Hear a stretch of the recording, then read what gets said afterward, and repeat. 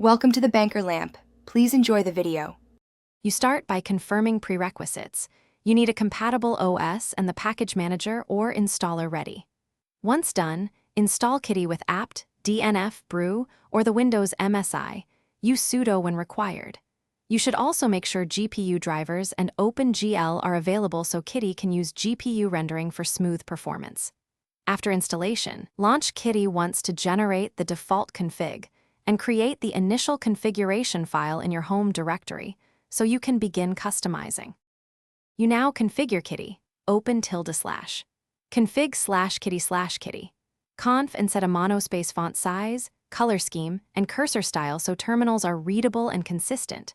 Next, enable features like GPU rendering flags or experimental remote controllers when you want advanced integrations. These improve performance and remote control. You should also define your preferred shell and a startup layout, tabs, windows, or sessions so every launch restores your workflow. Make small changes and reload to verify each tweak behaves as expected. You finish by learning advanced usage.